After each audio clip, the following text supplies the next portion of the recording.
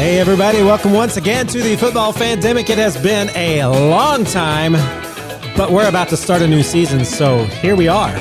We're back again to cover some news, to cover some fantasy football draft, to look at first week of the season. It's all that and more here on the Football Fandemic.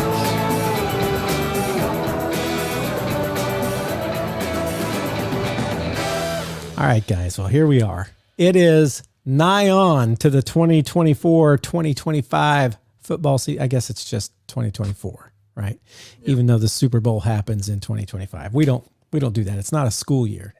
It's a season of football. And we are just finishing a fantasy football draft. We have a fantasy football draft called Better Than 0-15. But nope, it's switched, right? It's called the Midwest Open now. Midwest Open. Brandon Colmark has set that up. He has been one of our hosts in the past. He's not here with us tonight because he is having dinner with his wife and some people. I don't know who.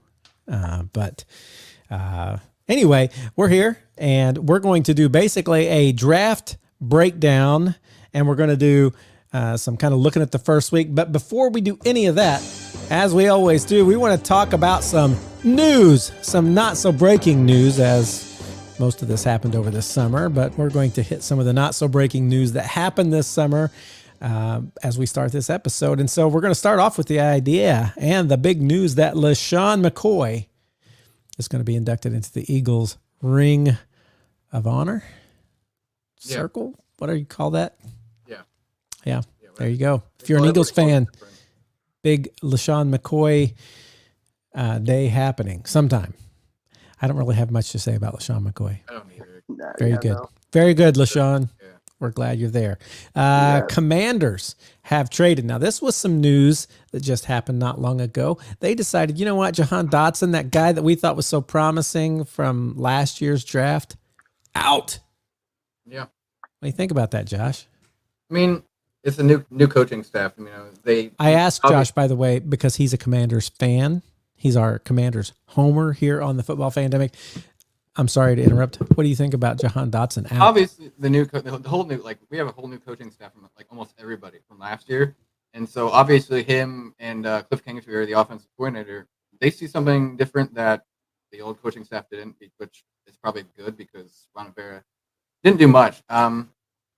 But there was I feel like what I've heard reports from is that Dan Quinn and Cliff Kingsbury are not really implementing, but wanting more of a physical, run blocking, wide receiver for, whenever they run the ball. And Jahan Dotson didn't fit that well, and he wasn't doing well in preseason. So they moved on from him, and we got a third round pick out of him from the Eagles, which is actually pretty good for what he was drafted with, or what he's produced so far with what his draft is. And then we went out and signed Noah Brown. From the Noah Brown. We all thought you were trying for CD Lamb or Brandon Ayuk. I was hoping for Ayuk. I was really hoping for Ayuk because of the ties, or even CD Lamb, honestly, because besides their player status, but because CD Lamb has connections with Dan Quinn from Dallas, and Adam Peters has connections with the whole team in general, but for Brandon Ayuk in San Francisco. And so I was hoping for them, I really felt like that third round pick was something that, if we offered a second and a 2/3 for Ayuk or something like that, that we could have, put us over the top to get Ayuk, but it never happened. And reports came extended. Out.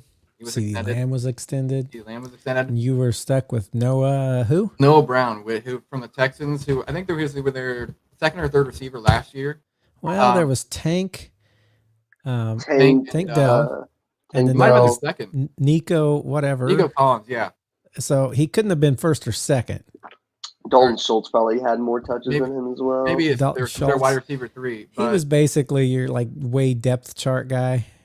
But looking at these stats, from either, I'm not saying Noah Brown's better or as good or whatever as Jahan Dotson, but if you get a third round pick out of Jahan Dotson and then pick up a guy who had almost the exact same stats as him, I mean. In Houston last year, Noah Brown had 567 yards and 2 touchdowns, and Jahan Dotson had 518 yards and 4 touchdowns. And you get a third round pick out of a guy just to replace him with somebody who has the same or similar caliber production wise. I mean, that's easily a win right there. So, looking at it, we were a lot of Commanders were probably we're trading Jahan Dotson and Adam Peters is going to pull something off to get Brandon Ayuk and maybe CeeDee Lamb. Never happened, but you just got a third round pick for free, basically based off production, and I cannot be disappointed in that. Okay, so there's Noah, and that worked out okay for you, but that wasn't your big signing. Your big signing was your kicker, Cade York. Yeah, from the Browns. Yeah. We've been having kicking problems the last couple years, and I think we went from Dustin Hopkins a couple years ago, and we cut him, and he got better in LA, and I think he's on the Browns actually now. Browns, yep, Browns. And then we had Joey Sly. He was doing better than Dustin Hopkins was production wise, and we cut him I think this offseason or something like that. And now we're having kicking problems again in the preseason with whoever it was before. And so we trade a 7th or 6th round pick for Cade York, and Cade York's done pretty well in Cleveland or wherever he has been in the past. So wait, did you just say that a kicker you cut is now with the Browns? Yeah. And you took the Browns kicker. Pretty much. So you guys just traded like a couple years apart. But so obviously I'm hoping he does better than Joey Sly, because we can't have kicking problems. So like in hindsight, kickers, with the offensive line we have and the inexperience at quarterback right now we have, and the not stacked per se, not like heavily bolstered team we have, kicking those 3-point field goals and those extra points might actually win us games. I mean, you can say that for every team, but I don't see us getting in the end zone as much as the Chiefs or as much as the Eagles or whoever. And so those 3 points, if they get us far enough, could actually win us some games. And I'm just hoping our kicker can be productive in that standpoint. Well, here's hoping for you and for Cade York. We got some new Hall of Fame coaching rules happened over the offseason. That is now that after 1 year of being out, you are eligible. Is that correct? So now Bill Belichick is eligible. Pete Carroll.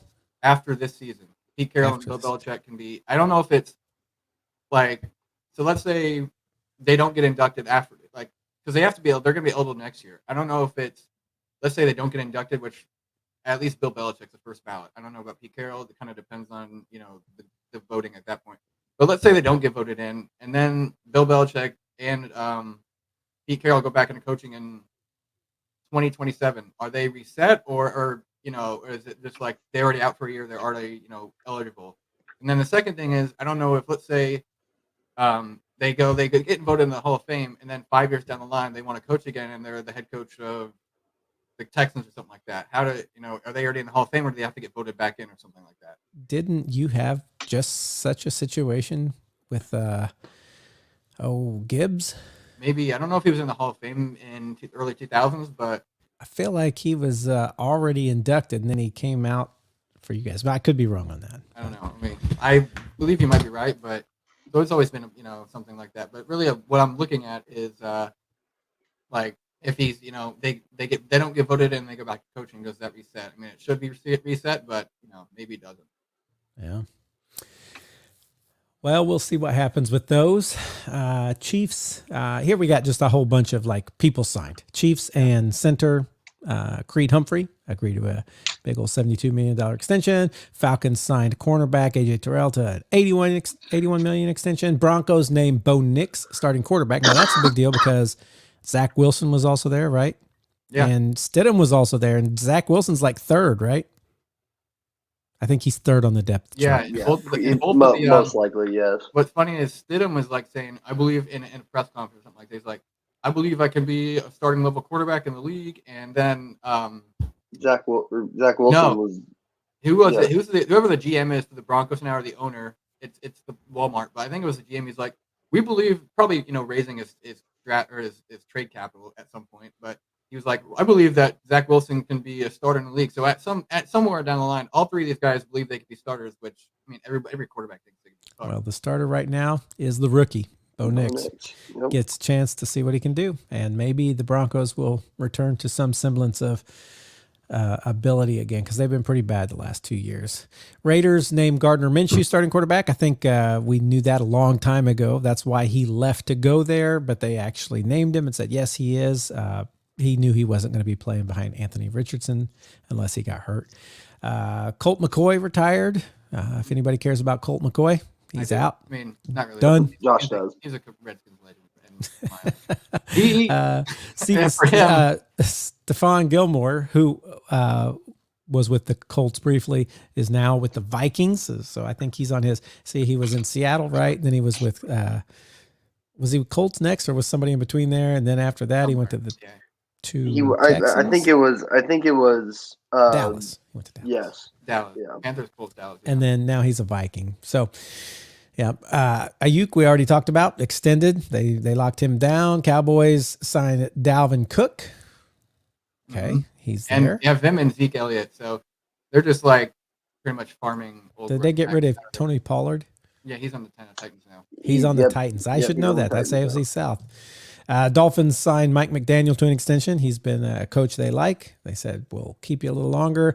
Chargers trading for some would call the GOAT, Taylor Heineke. And that would be Josh when I say some. The only person. The one who really liked Taylor Heineke. Russell Wilson has been named the starter over Justin Fields. That was like late in coming.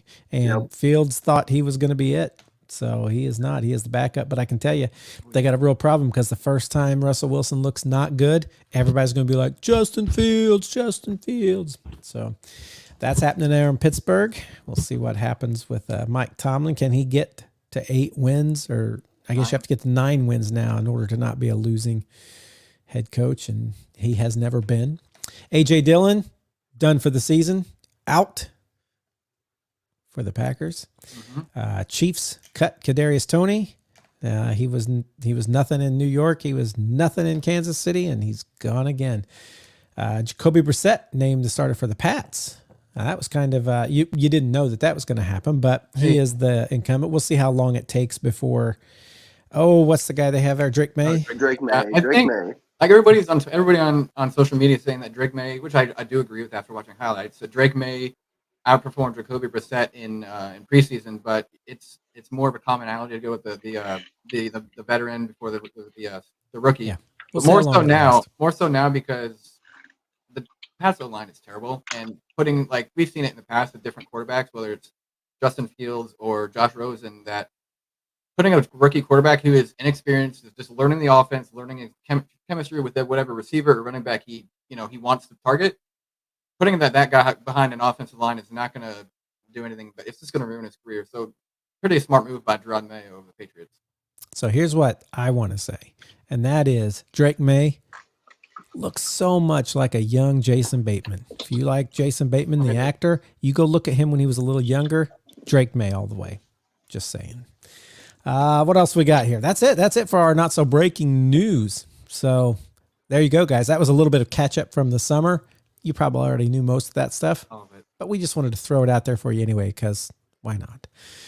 But we are going to really quickly. We have here Homer teams, and there's nobody makes a secret of the fact that I'm a Colts fan. Josh is a Commanders fan. Evan's a Packers fan. We have another Packers fan, Brandon Colmark, who is not with us.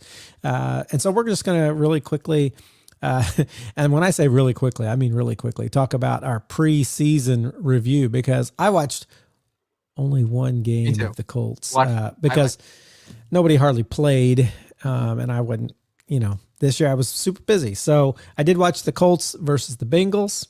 Colts won. Anthony Richardson came out for one drive, or he actually came out for a half. And for that first drive, he went down and scored a touchdown, looked really good. And then for the very next drive, he threw an interception on his first pass for a pick six. And that's kind of what everybody is like, what is Anthony Richardson going to be? He's had very few starts. I was telling somebody he started 6 times in high school, 13 times in college, and 4 times last year in the NFL. Put all those together, and that's not very much. And so he's still got some growing to do. I really wanted him to get to start last year. We're going to have to see as we go through the year who he is. A.D. Mitchell, looking good. I think he'll end up playing a big part of this year's Colts team, along with Pittman Jr., we got Jonathan Taylor back there. We didn't really get to see him do too much in the preseason, but we'll have to see what that offense looks like. And the other big thing I'm excited about is Laiatu Latu, if I can remember how to say that correctly. Number 1 draft for us, was the number 1 defensive person off the board in this last year's draft. And hoping he can be an edge rusher who kind of gives us some remembrance of Dwight Freeney and Robert Mathis. Get a little bit of that in there. So hopefully some good things. I'm not going to sit here and spout on and on about how great the Colts are and how great this player is and that player, because we just don't know till the season starts. Yeah, we don't have Brandon to do that this time. We've got some potential, but we got a lot of growing to do. So each week, if the Colts do good, I'm going to be really happy, and we'll see where it goes from there. How about the Commanders? Yeah, I'm like Matthew. I didn't watch. I also know people, but I didn't watch any of the Commanders preseason games except the highlights on NFL.com or NFL YouTube or whatever, and also paying attention to social media. But what I saw, the highlights, and of course the limited time they played, but I really liked Jaden Daniels' first game he played in. He had a perfect pass over the top on a vertical route to, I believe it was De'Ami Brown, and it just fit right in the pocket. And he had a rushing touchdown in one of the games, and he just looked very well playing with the team he had, team around him. So I'm really excited to see what Jaden Daniels can actually do in regular season with full starters against the full starters on the other side, and just what he can do mobility wise and passing game wise, because I feel like he has both of those aspects covered very well. He's not a pre Lamar Jackson where he was a runner in that offense and he sometimes passed, but he has both of those components very well in place.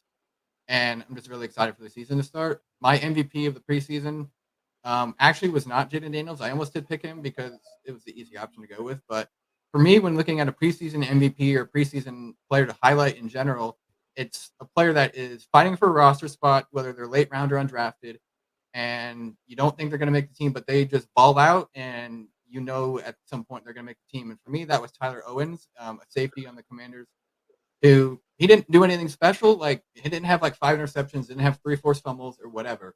But he was all over the field from left to right, tackling everything that he was around, and he was in the backfield, and he was in the back, making plays, passes broken up. He was just all over it. And from game 2, you can clearly see he's going to make the roster, and he did. So really excited to see what he can do in the rotation of the defense, and overall really excited to see what he can do as a player. Here's what I'm going to say about the Commanders. Peter Schrager from Good Morning Football said that the person he's most excited to watch, Jaden Daniels. Yeah.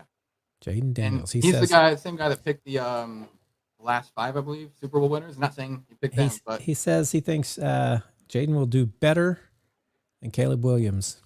I honestly am not saying it's too early to tell, but I actually agree, and not biased, not homer, but you have a quarterback that is both mobile, and both of them are mobile, but I feel like the Commanders have a better offense set up with a lot of veteran presence with them.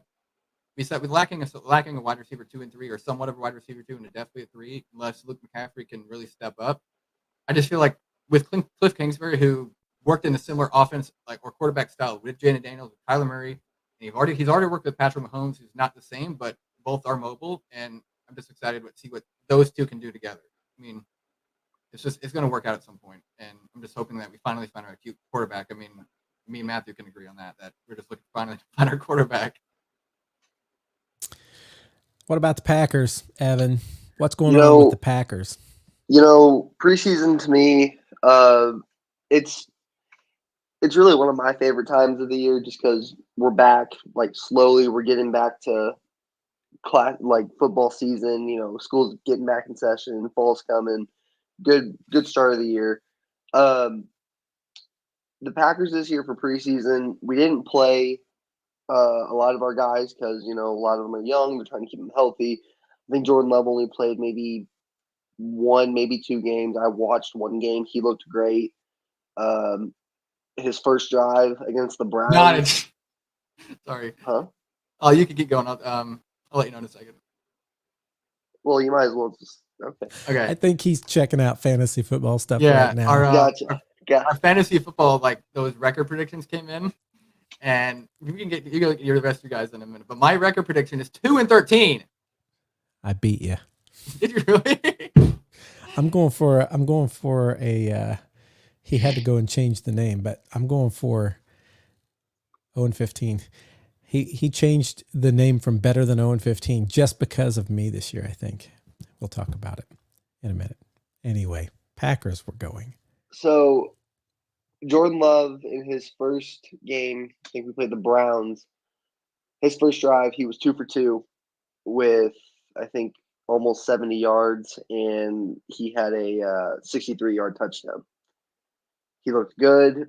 He looks good in the pocket. O-line still doesn't look great, like the best, but we're moving people around.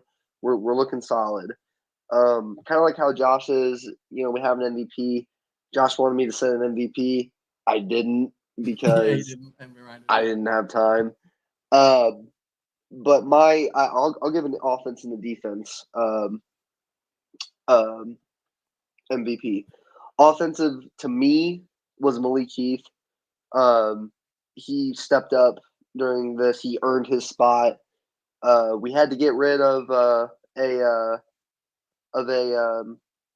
receiver because due to cuts, but he was immediately picked up in Grant Dubose.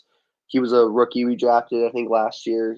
He's good, but it's just kind of how preseason goes. But yeah, Malik Heath looked really good, so I'm really excited for him. Emmanuel Wilson looked good. So things are looking good for the Packers offensively. Defensively, I'm still kind of on the fence with a new DC coming in, especially with a new DC who doesn't have a lot of NFL, if not any NFL experience, coming from Boston College as their DC from last year. But to me, defense looked pretty good against the guys that they're playing against. But our 7th-round pick, Kalen King, he looked really good. Or Callan King, he looked really good.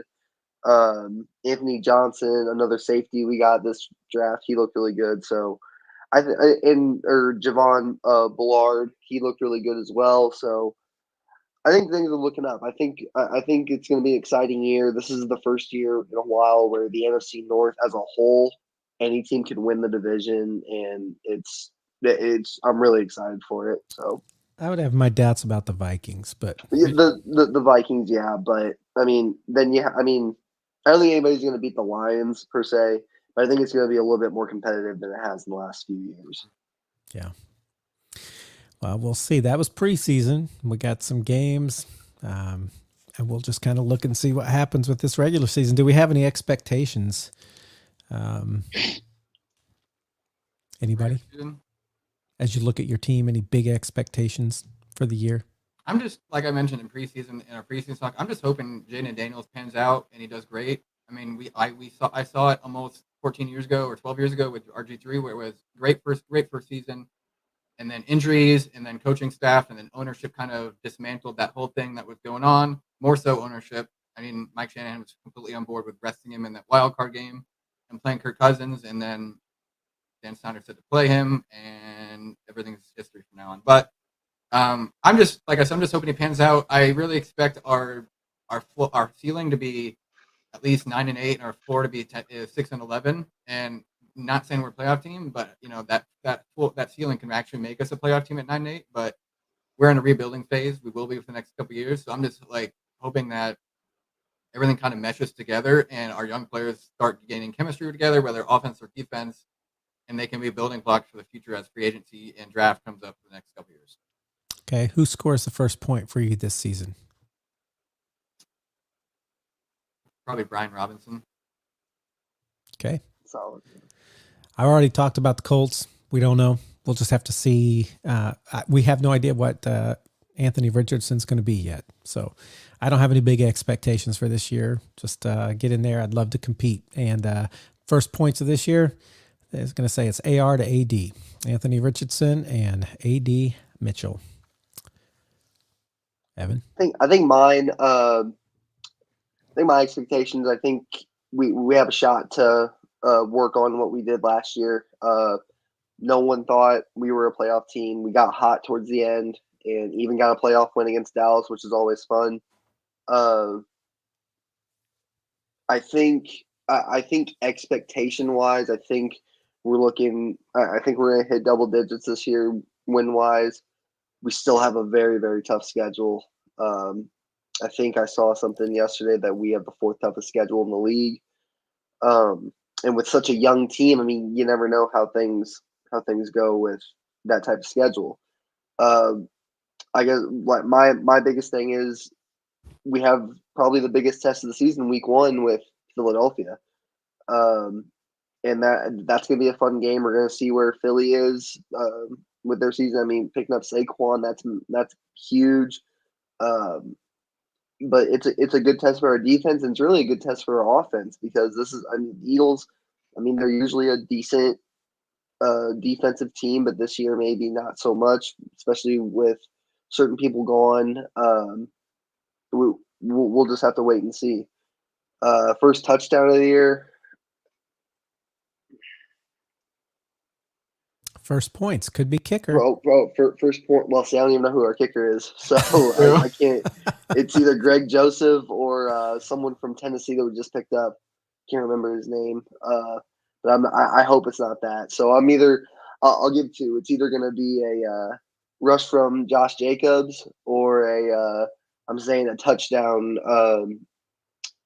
Wicks. Love to Wicks. I'm hoping that's the first start. Or that's the first points of the year. Okay. Well, let's see. What do we want to do? I don't think we want to do way too early predictions yet because I haven't even had a chance to think of those yet. We'll save those for some time. Let's go down and talk about just a little bit either our fantasy football draft, what we think of that, or the Marquee Manure and My Oh My games for this coming week. Maybe those two things, and then we'll call that the day for today. Let's go with the so Marquee Manure and My Oh My games. The Marquee is the game you just should not miss. It's the game that you're excited the most to watch. The Manure is the game that just doesn't even matter. Nobody should even tune in because it's just that bad. And then the My Oh My is one that is surprising maybe to others, to you, and you're interested in seeing what happens. So we'll start with Evan. You think you're ready? So this is week 1. Week 1, yeah. So if you here, I'll actually pull up and share the screen here. Let me just get that up here, and we can all look at them together, and then we can go from there. So share that screen and put it in the put it there. All right. So let me see. I might even be able to make it a little bit bigger. All right. So here's what we got. You tell us, I could scroll through them all here so you could see them. Or if you tell me what, if you can see them, tell me which one you got. We'll jump to it. But, well, how about this? Well, no, go ahead. So I think the biggest game is the first game of the season with the Ravens and Chiefs. Chiefs coming off, Super Bowl. But so much has changed in Baltimore with their offense now by just adding one person. With adding Derrick Henry, that whole offense I'm very excited to see that. So that's probably my marquee game for that week. The game that the bottom tier game is probably Panthers and Saints. Division game, but it's not, two teams that are projected to do very well this year. You could probably even say Minnesota and the Giants. But week 1 with this stuff is just so hard because it's everybody seeing a team for the first time. Mm-hmm. Right. But I think those two games alone, I think those are kind of games that, me at least, is just kind of like bottom barrel games. Okay. And your My Oh My, the game you're kind of surprised or interested to see what happens? Monday night, Jets and 49ers. I think that's my My Oh My game. Jets and 49ers. Okay. I think with just San Francisco coming back with literally everybody from last year, especially now since Ayuk is back, but Aaron Rodgers is back. We're gonna see exactly how everything worked out with his ACL and his honestly a quick recovery with all the videos we were seeing during the season of him just moving on his feet and everything, not playing, of course, but seeing how he is. I think, and especially since another Monday night game, and he tore his ACL on a Monday night. So The I very think it's first Monday night also exactly, last year. exactly. So I Mhm. guess I think that's the mile by game. I think that's the one that's very interesting. Yeah. Lot of storylines around that. How Yeah. about you, Josh? What's your 3?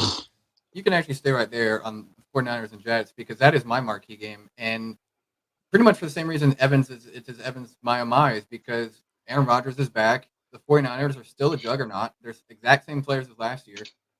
And it's just going to be fun as long as Aaron Rodgers plays. As long as he plays, it's just going to be fun because I mean we don't know what to expect at all. I mean Aaron Rodgers has been in New York for 2 years now, or going to be 2 years, Yeah.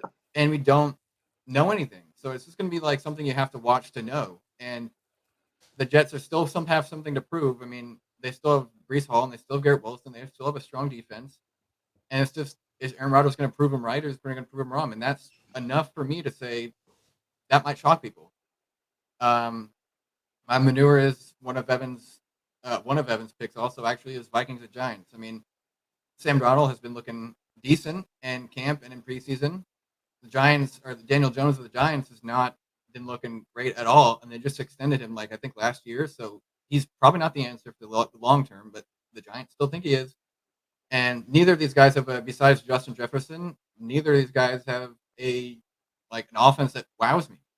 Neither defense. So it's just like it might be a 3-0 game. It might be a 21-0. We don't know, and it's just not worth for watching. And then my is Packers the Eagles because these can Jordan Love replicate exactly what he did last year? Have a MVP caliber season? Can the Eagles bounce back from going like 1-6 or 1-5 in the last 7-6 games of the stretch?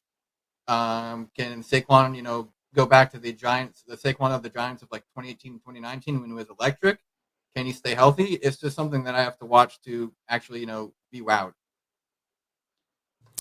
So I was trying to pick a marquee game, and I was trying to think, okay, who are two like proven powerhouses? And I was like actually looking at Baltimore, Kansas City also, but Baltimore didn't even make the playoffs last year, did they? No, they were the championship last year. What's that?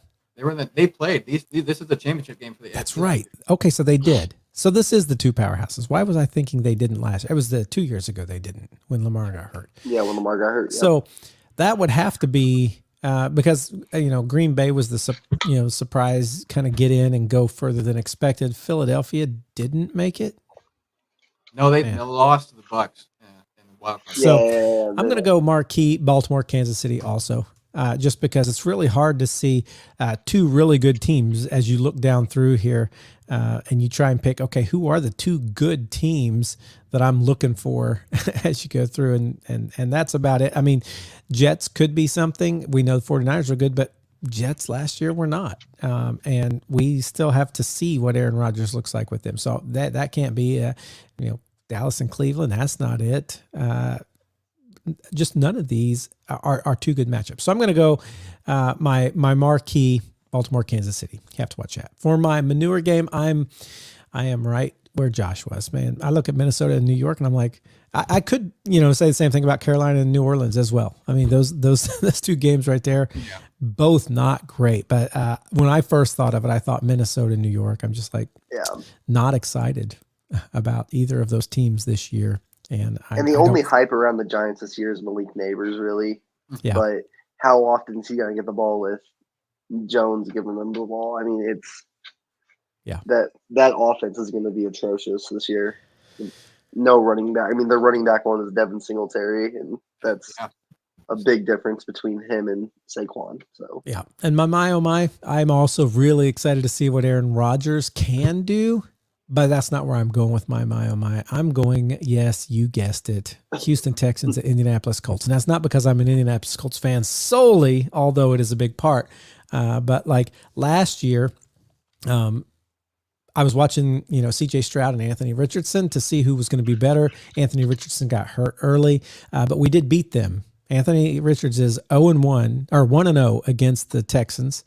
And then in the very last game of the season, if we would have caught that 1 4th down pass, Goodson, if he would have caught that, it's likely the Colts would have won the AFC South and been in that and the Texans would have been completely out, and the Jags would have been the wild card, just like it flip-flopped whoever won that game, Texans and Colts. That was the very last game, and it made all the difference. Everybody's like, oh, CJ Stroud's so great. We didn't really get to see Anthony Richardson.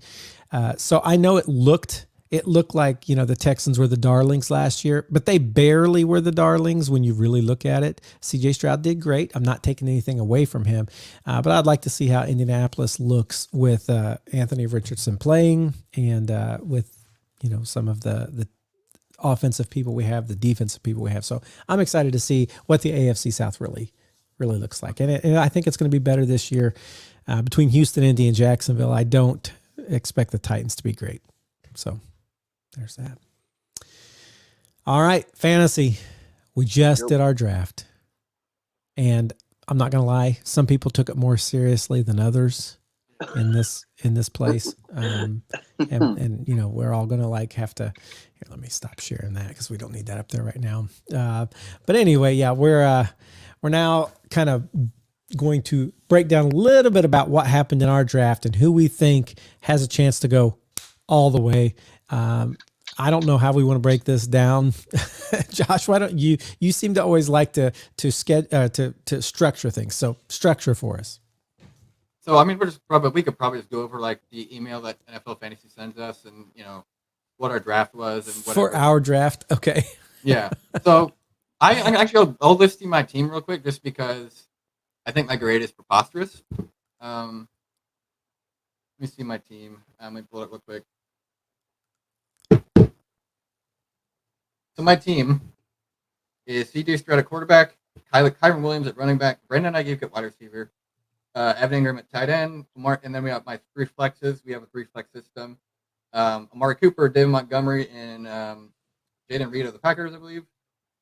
Tyler Bass and at kicker and Cowboys defense. And then for a joke, I picked up Taylor Heineke because I was hyping it up in the chat.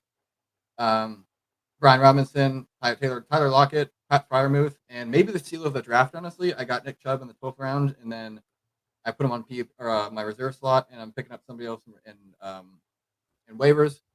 But my projected rank, my draft grade actually was a B. My projected record, for some reason, is, and I believe it's worse than Matthew's, who you'll find out who Matthew drafted in a minute. But my projected record is 2-13. Out of that team, I don't understand how that gets 2-13, but I'm just gonna, I don't know. I'm gonna prove everybody wrong this year, though. I'm gonna win. What about you, Evan? How'd your draft go? So, I'll just give my my prediction first that was given to me, and I'll give my grade, and then I'll go through my team. So the grade that they gave me was a B, like Josh, but we have completely different projections. Yeah. Josh was 2-13. I'm 9-6. There you go. So I think they just know that I am so much better than Josh at fantasy football. So they just were like, we'll give Josh the same grade, but we know. Let me ask you, what is your on the bottom of this this thing say? And I'll go over mine after you're done. But what does your draft summary say? Like that paragraph or whatever they give with the tiny. Elementary, Mike Christian Watson parlayed a good draft slot into a respectful performance. They aimed for a roster with balance at key positions, adding a quarterback, 2 running backs, 2 wide receivers within the first 5 rounds. By draft set, elementary, Mike Christian Watson secured the best pair of tight ends in the league. Hey, who'd you get? And I will go through that now. So I'll just go tight ends since we're on that. Tight ends, I picked up Mark Andrews and Dallas Goedert. Mm-hmm. So kind of just being smart. So here's my. I'll just put it in there. I got the second pick. Hey, in the entire draft. So yeah, I was happy about that. So here's my lineup as it goes. Quarterback Lamar Jackson. Running back Devin Achin. CeeDee Lamb, Mark Andrews, Calvin Ridley, James Cook, Zamir White, Dustin Hopkins, and the San Francisco defense. And my bench goes as A-Rod, Chuba Hubbard, Keenan Allen, Dontavion Wicks, and Dallas Goedert. And your kicker? Huh? Who's your kicker? Dustin Hopkins. Dustin Hopkins. Well, So yeah, yeah. So There my you go. I asked about the draft summary thing because mine says almost the exact same thing actually as Evans. Bringing the Pain, my team name for Deron Payne or the defensive tackle for the Commanders, says has a golden opportunity to outperform expectations this season. And then it goes, they're forecast to finish 11th, and then they aim for the roster with key positions, et cetera, et cetera, et cetera. And then it says at the end, different from Evans, but it says that bringing the Pain ended up with a foursome of wide receivers with plenty of room to grow.